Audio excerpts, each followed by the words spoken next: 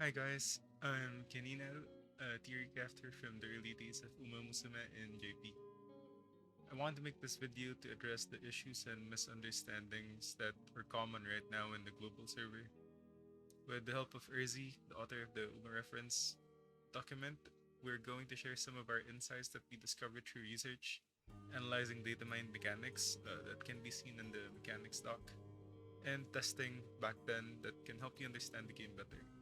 We'll dive into why you might be sabotaging your own Umas, talk about strategy coefficients, for example, base Oguri versus late Oguri, and some other race mechanics like intros, and also why your Umas seem inconsistent throughout the Taurus Champions Cup meeting.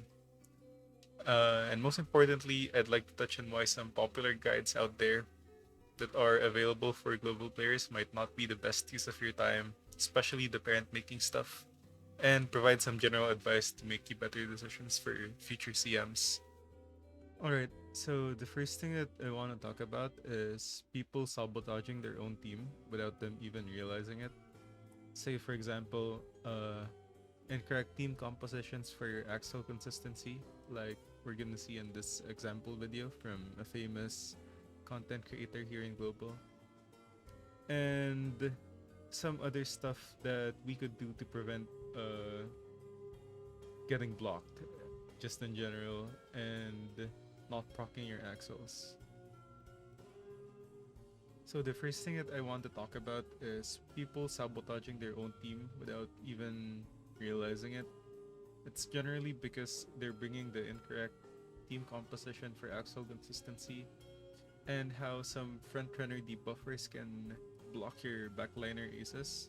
So an example for mine, I could show you later in our research sheet that I swapped from having a front grass to an end grass instead because I kept on getting blocked over the past 100 races. So when you're running gold chip or any backliner in general, like in this case for Victoria, it's his grass wonder. You're still relying on the axle skill that require you to be sixth or better. It's Ryan's ult, Maru's ult, and sometimes even Taiki's ult, depending on the track. The more strong Umas in the front of the pack there are, the harder it is for gold chip or any backliners in general to accelerate. So when you're relying on gold chip to be your ace, having Umas like Tachyon, Oguri, Daiwa, or any of the other frontrunners or base chasers make it really harder for your gold chip to win. Uh, to some extent, some teams like this are viable. I did team comps like this in JP, but it really depends on the room data that we're getting. I'll show you an example of how this team composition can sabotage its own grass.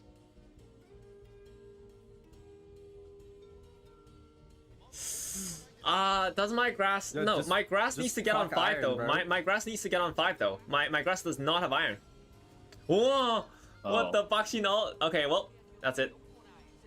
Oof. Yeah. I'm just stuck. I'm just stuck.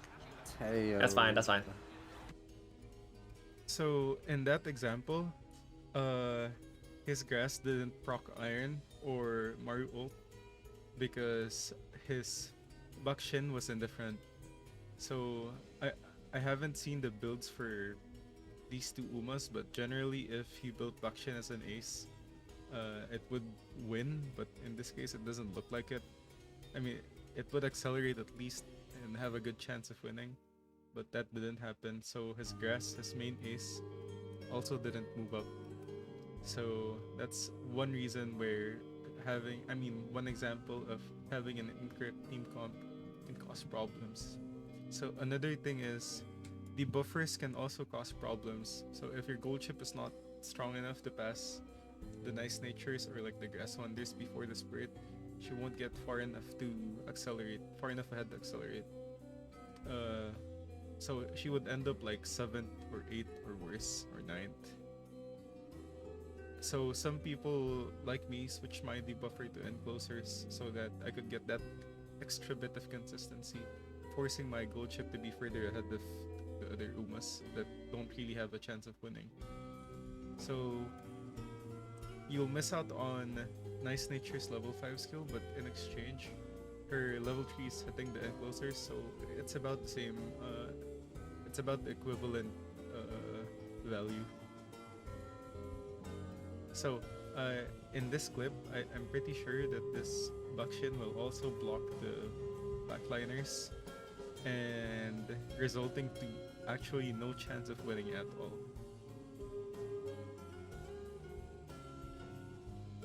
Yeah, like in this clip. That's also another reason why some people like me opted to put their backliners, put their debuffers to the backline instead.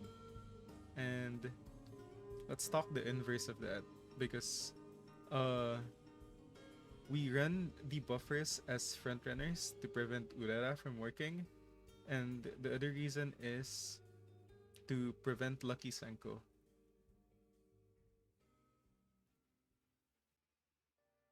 Lucky Senko is a race mechanic where if there's no frontrunners in the race, one of the pace chasers will be selected to be the pace setter of the race. So they would get the benefits of the frontrunner while still maintaining the benefits of the pace chaser. But I'll make a separate video about in-depth race mechanics next time. But we can see here in this video. So in this tournament, I made it to the final lobby as JP Migrant. I just renamed in global. So here everything looks normal, but since the Oguri is the only Senko in this lobby, she got selected to be the lucky Senko. So her lead is already far ahead because of that. So you can see it's very similar to when a frontrunner duo is in the race. Like the distance between this Oguri and the backliners are pretty much the same effect as having someone in the frontrunner position. So running a frontrunner debuffer prevents this from happening, so they won't get that extra speed boost. But the key takeaway here is to really think about your acceleration skills, because they're basically your win conditions for races. In Taurus Cup, you needed to be 6th or better to accelerate, ideally 5th as a backliner. So just to maximize your chance of rocking that skill, you could just reduce the Umas ahead of you as much as possible. Alright, the next thing that I want to talk about is explaining strategy coefficients. And I did the room match before the start of Champions meeting, and I think this is a very good visual example of how these work in actual races. So not all styles are the same. The further back a style is, the more naturally strong the Uma is. So this makes up for them starting further back in the race, letting them catch up. Like, you know how backliners are always clumped during the first few, or like even the first half of the race. So it's a mechanic that lets them catch up in the last part of the race. So a pace Oguri and a late Oguri with the same stats, same amount of speed and same amount of skills would result in the late winning most of the time. And here is a visual example of that happening. So you can see I just got dominated, but I was still faster. You can see the tether working. Enemy Ogre ulted. I procced one white skill. That's very weaker, but I still ended up in the front. Let's check the stats of that Uma. Mid S 1200 speed. Mid S also barely 1200 speed. But yeah, it's a visual example of how the strategy coefficients work. So Taurus CM ended up being extremely backline heavy. Rarely you would see a room with more than 3 frontline Umas. We could tell that from doing a lot of room races. These are the rooms that we did. Me and my fellow circle mates did around 330 races total over the few days before CM starts. So rarely you would see 3 frontline Umas. Maru's unique require 5th or better, so probably a late could easily trigger both in almost every room. Both meaning Maru and Ryan's ult. So if you're in tune with the meta, like we are, you can make decisions in training late Oguri instead of base Oguri, take advantage of things like that, even though that means you're losing command, but it was easily replaceable for the their BCM anyway. Once again, thinking critically about your axial skills, conditions, and strategy coefficients will help you a lot in winning more matches consistently. So you can now see the bigger picture of how bringing one wrong Uma in the wrong strat could affect your entire team and not just that Uma's performance. So the third thing that I want to talk about is Umas that seem good, especially when used in this tool, are losing, mostly because of poor skill choices and wrong expectations and low int in general. I mean wit.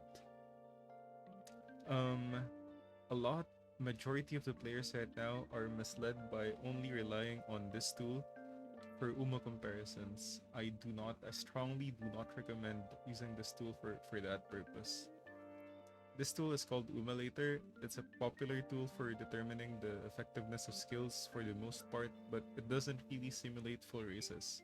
So it doesn't account for stuff like getting blocked or like position keep. There are many aspects of the race that can cause crippling problems, and most of the time, misjudging Umas.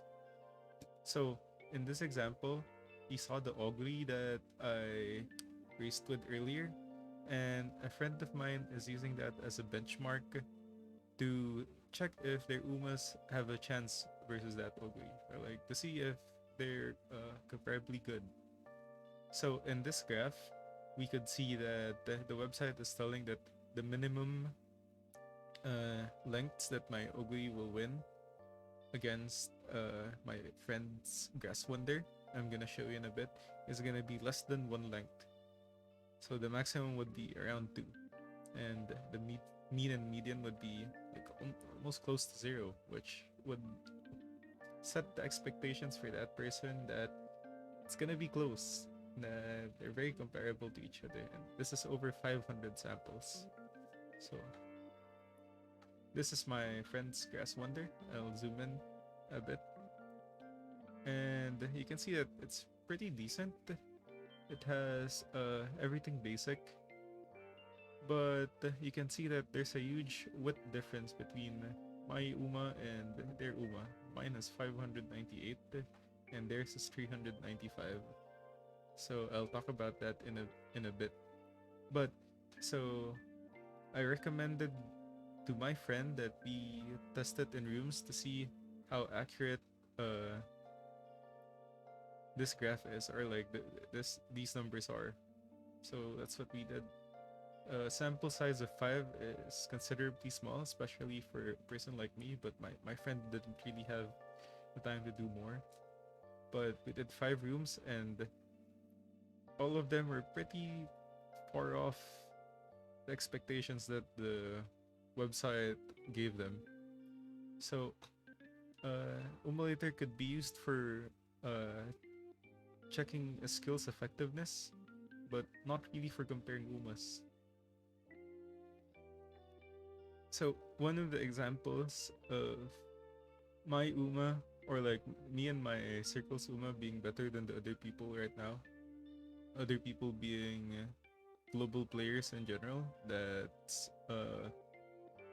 following guides that are available in YouTube that's targeting global players, is our int stat, like our wit stat. In a normal training using those guides, you'll end up at around 300 to 400 wit. Even the opponents that I met in finals have like 450 max. And they were at around 70% win rate total. I could just check here. But yeah, this has 368, 445, reasonably high win rate if you think about it, and properly built. But we could see that in the race later, it could affect your skill proc rates, as we can see here. which also affects your Uma's consistency, and it also affects how fast you are in the mid leg. Being faster in the mid leg means you get blocked less. A lot of people have been complaining about getting blocked in Uma, and that's been a thing in JP. We all of Uma players hate that if you're blocked, you're blocked. You're just dead. It's not a nice thing. So, as much as possible as the player, your job is to try to prevent that from happening, and there are at least some controllable factors for that. So, this having high wit alone can add a bunch of consistency to your runs that won't be reflected in something like the Umalator. So obviously, if one Uma gets blocked and the other doesn't, the unblocked one is going to have a huge advantage, right? So, um, going back to the video, the racetrack gets divided up to 24 equal sections. So each Uma does a check during using their wit to determine how fast to run in each section, with Umas with higher wit being able to run faster. This is mentioned in Konomi's mechanics doc, and I'll show you here.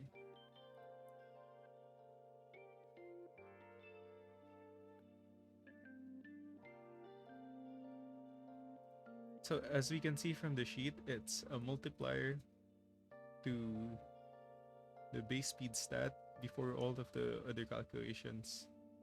I mean, after all of the other calculations, sorry. Alright, so let's try to look at my opponent's Umas versus my own Umas and see how that performs in the actual race. So this Oguri has 368 wit. With those skills, this gold chip has 445 wit with these skills. So let's just skip right through the race. So after the corner, it gets very obvious. That's why I'm skipping. So now you can see that my gold chip proc professor. You can see it wasn't moving up earlier, and now it's suddenly moving up again, like real fast.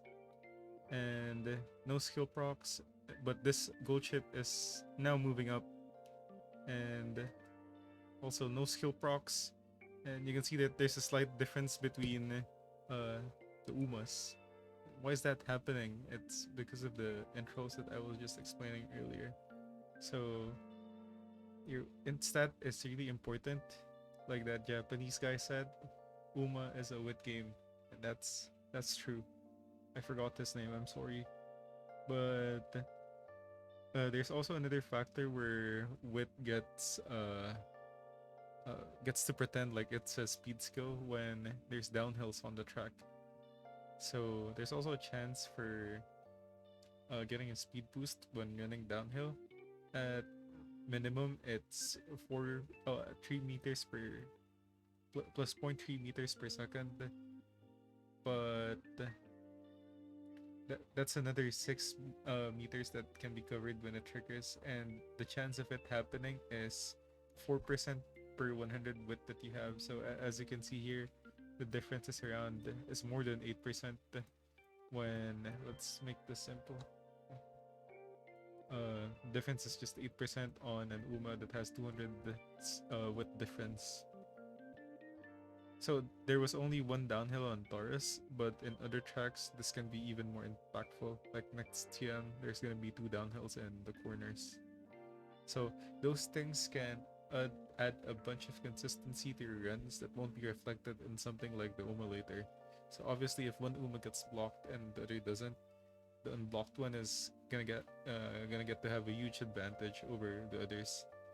Of course, with weaker decks, you can't afford to fit in wit, but it's something to be aware of because later on in Uma, especially when new scenarios come out, it's something that's really nice to know. So don't expect the Umalator to reflect your actual performance in rooms and in CMs, as it has always been generally better to do around 520 rooms, or even more like we do, to assess an Uma. So next is I want to talk about off-meta strats that were easily written off due to people having unrealistic standards for parent making in the early URA. So the edge that global players have over JP players is that the game has already been figured out on release, on global's release. Theory crafters like me and JP and some others in the community already did research and extensive testing to see which stuff works and which stuff doesn't. That also includes setting a realistic expectations and planning realistic planning for CM just in general.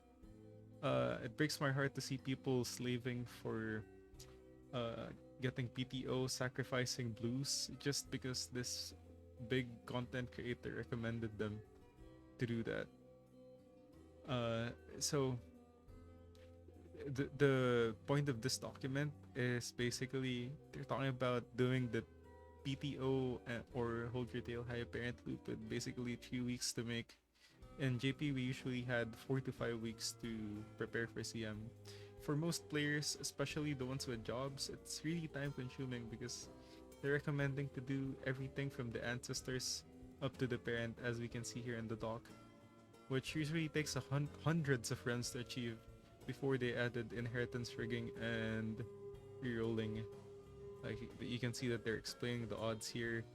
These stuff are really nice to know, and I'm pretty sure there are people who can afford to do this, but I'm speaking for the people who can't.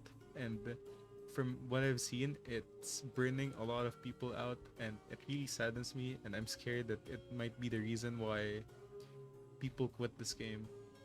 I mean, burnout might be the reason why people quit this game, because it really is a grindy game, but there are ways to work around that, which I will explain later. So this is something that is common practice for sweaty people in JP and in JP for League of Heroes and CM, but doing it in EN without the proper ancestors, or like even without the proper parents, rental parents and inheritance perks, because in JP right now they have rerolling. Whenever you end the run, you can reroll the stats that you get, and rigging, like you can choose which specific blue or which specific pink you can get. It's a really tall order, especially for people who need to live lives outside of Uma. So like I mentioned earlier, it would normally take 100 runs on average to follow this advice per grandparent and per parent. So imagine just doing 300 runs just for parent making alone in CM. That doesn't even include the ace runs. For comparison, my aces usually take 40 to 50 runs, including quits, to get at least one worthy one for my standards. It would take me about like 5 to 10 to get a good one. That's already better than, I mean, that would be considered slightly above average, or like better than average. So basically the 100 runs that I was talking about is getting a 3-star blue out of the 3 choices: speed, power, and stam. 2 to 3-star decide pink, so that would be ground and distance. For the current CM, like the Taurus CM's case, it's gonna be mid and turf. And 1 to 3-star of a desired white. So in this case, they're pretty much recommending to get playtimes over and everything. So I would agree that Stam overpower here, but this is probably the worst advice that someone who's pretending to be good in JP that could give, because in URA stats are inflated right now in JP, so that's why they could afford just running even 3-star blues total for one side of the parent. In EN, we cannot afford to do that because our averages, our averages for total stats at the end of the run is pretty low. It's just, it hurts people, even training wise. So it's pretty sad to see this happen. So aside from the huge amount of time required to prepare in this for this in the current state of global, it's alright. So next is I want to talk about off meta strats that were easily written off due to people having unrealistic standards in general, and also unrealistic expectations for brand making in our current scenario right now, which is URA.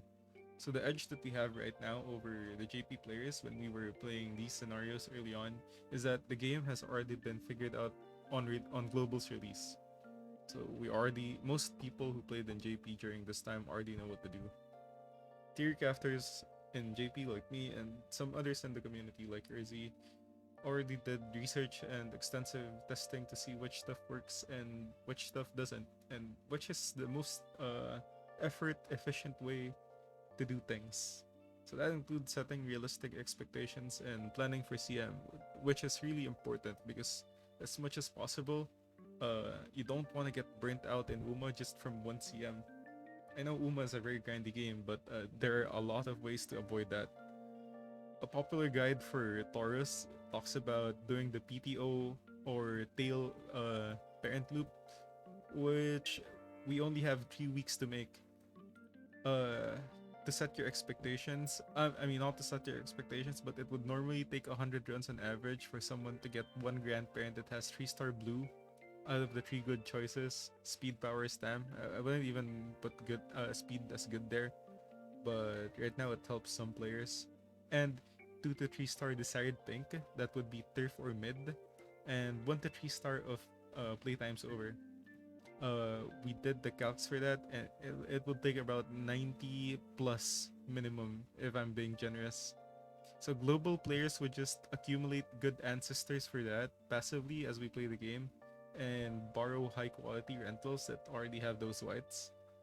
This kind of brand making will be crucial once the front runner meta comes, since they all pretty much require the skill groundwork to be considered acceptable back then in JP.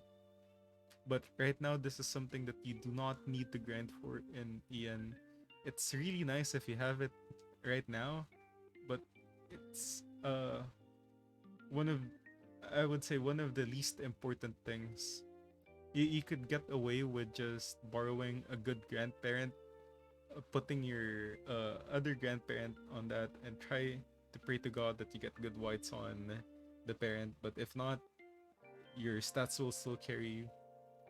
This is something that is common practice for the sweaty people in LOH and CM in the current state of JP, but doing it in EN without the proper ancestors and inheritance, inheritance rerolling and inheritance rigging, really hurts your soul because there's just too much RNG that you're asking for.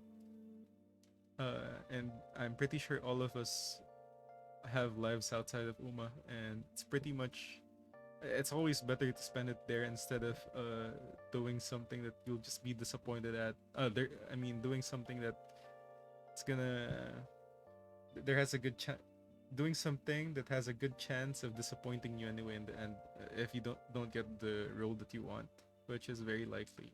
But yeah, this is their chart of how to loop the TTO. Look at how many loops there are in this guide, and within 3 weeks, we're gonna come to that point soon, but that time is not right now. A lot of quality of life updates are gonna come, and it's more effort efficient to just and time efficient to just wait for that before doing this kind of stuff. So aside from the huge amount of time required to prepare for this current state of global, it's also really bad advice. I couldn't stress this enough. It's really bad advice to forego blues over whites. I mean, for whites on the grandparent slots and even on the parent slots, especially on CMs where stat goals are crucial. One thing that I noticed in this CM, is that when I look at the public groups in Discord and Facebook, a lot of people are struggling to hit either enough stamina or max speed. And to see that those people are following this guide, really, it hurts my soul, because this kind of thing didn't happen to us back then, because we would just direct people to read the ref doc and they would get sufficient information there. to participate in CM. The server is still very fresh, and the majority of the player base won't have a reasonably strong deck and training efficiency like us JP players to justify that kind of trade-off. And the loss from sacrificing a 3-star blue to a 2-star blue is already as good, about as good as a 3-second 0.15 speed up like PTO. But the catch is, not catch, but the benefit is you get that boost without skill points and no chance of missing because there's no int check. Wit check. Most people got baited into using low quality parents in Taurus CM. Low quality meaning like low boosts, and ended up struggling hitting the stat goals consistently. Like I mentioned earlier, it's also important for you guys to understand that you still have a great chance of winning CM with low effort parents using rentals. By just using rentals on the grandparent slots and even borrowing parents for CM runs instead. I know that parent making feel stale, and for most people it's unenjoyable because it really is boring.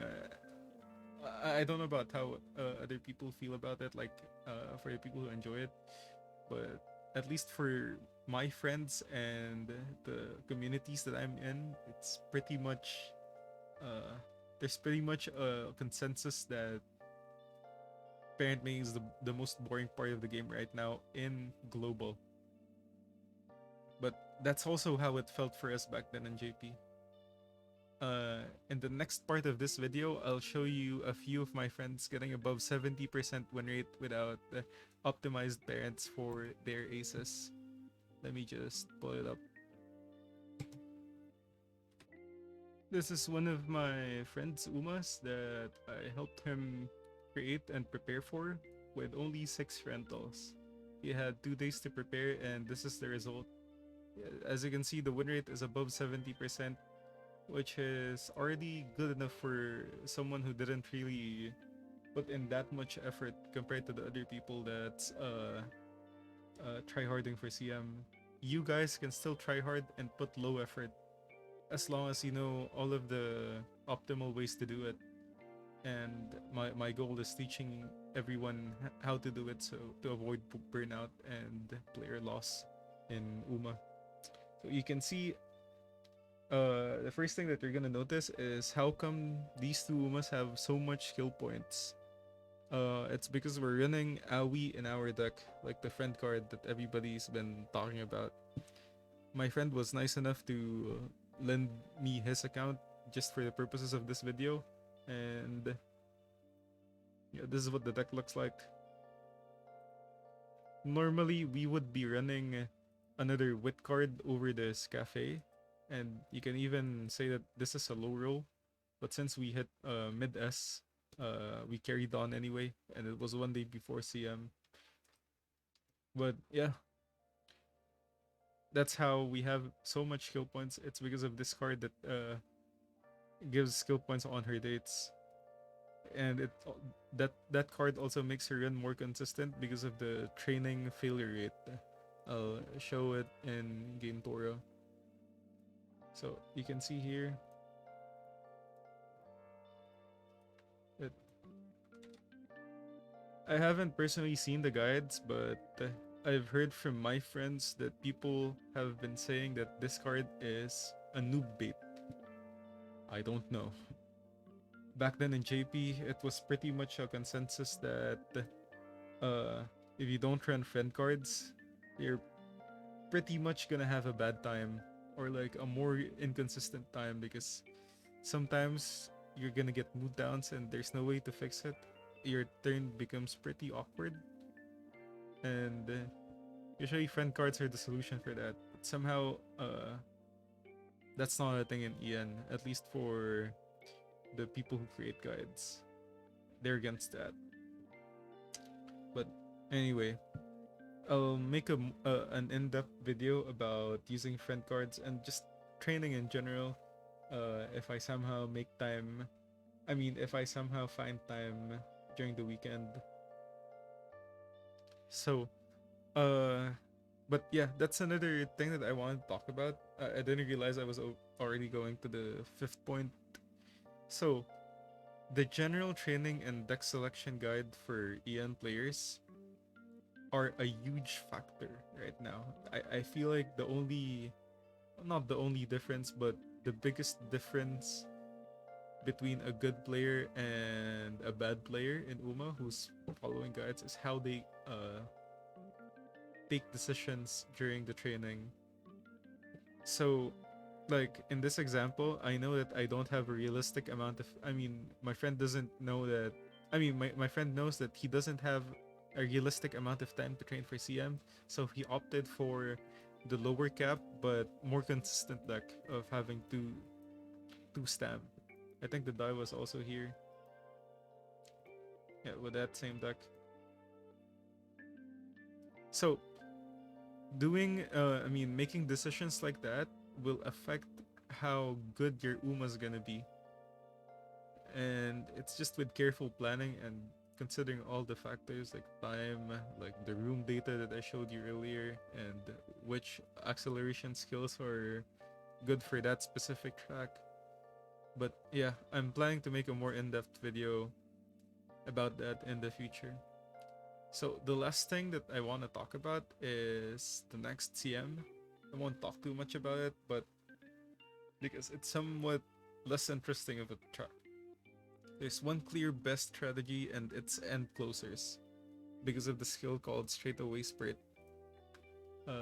Let's pull up the race emulator here and show you the skill proc conditions. But everybody pretty much knows about this now. But for the people who don't know, let me explain.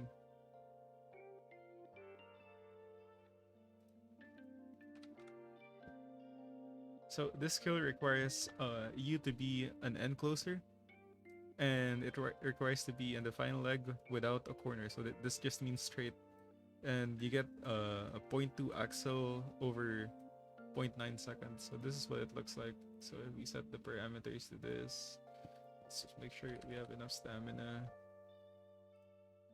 And it's called straight shot in JP. Just make it 100% just for the sake of explaining things. But yeah, if you can see that small bump, that's its effect. And the red line that it's overlapping with is the start of the last leg where the acceleration phase kicks in. But yeah, that's why it's good. So, it also doesn't have position requirements unlike Ryan and Maru's ult from the previous CM. And Taishin has it for free. I mean, not for free, but like you don't need cards or you don't need RNG from parents to get that. So that's why she's a very strong pick right now for this CM. She has the gold version, which has twice the effect, twice of the strength. And another option right now is Maya, because of her gold skill. Non-stop girl, but I think it has a different name in EN. It's called No Stopping Me. Yeah, this one's a funny skill, but right now we're still researching the proc rates for this one. And it really varies because it depends on which other Umas you bring and what other people are bringing. Because if there's not enough Umas in the backline, I mean, the less Umas there are in the backline with Maya, the less likely this is gonna proc. But yeah, another thing, this is something that Erzzy mentioned, is that there's a bit of intrigue right now, which is the game of chicken in the front line. If someone brings Urara, the race becomes chaotic and position keeps becomes broken. I'll talk about that in a later video if possible. But if they don't bring Urara, someone can bring a pace and get lucky Senko again, just like how we've seen it earlier. And if nobody brings a pace, someone can bring a late to get lucky. So the Brian lovers out there could get lucky Senko. I mean, lucky pace chaser. Senkos are just pace chasers in EN. Sorry, I'm used to JP terms. But if someone doesn't want to deal with that nonsense, they can just bring a front like Daiwa or a debuffer front that doesn't have turf G. It's also important to mention that Saiyan Sky is also rumored to be released in just a few days before the start of the CM, and her ult is gonna work. Her ult is gonna be in the middle part of the acceleration phase. So this is what it's gonna look like. Let's change that. This is her skill, angling, scheming. But yeah, you can still see that it has an effect. It's procs later than straightaway spirit, but it's still really good if you're first. And we will see depending on the amount of front runners, because that skill requires you to be first. Like we can check here, and it has to be in a corner in the last leg. So 3 ends or 2 ends and someone ahead to play the lottery, you can do that, or just keep in mind that the Uma head's going to be ideally in the first place and rarely worse than third, so which limit the skills that you can choose considerably. So right now, since everybody's crazy for end closers, characters like Super Creek might not be as consistent as you think, unless you bring another base chaser. But some people are building her for late, which is fine, I guess. But I think she's more consistent in base, depending on what really the meta unfolds. But I'll talk about that also in a later video when we have enough room data. But yeah, her skill requires to be between second and fourth. So it's kind of hard if you're the only base chaser in the lobby. But yeah, that's about it. If you guys have any questions, I'll put my Discord in the description. And I'm pretty sure most of the basic questions could be answered by the ref doc. It's an amazing doc that Erzzy wrote, and over the years she's still maintaining it. Please check it out, and see you next time. Goodbye.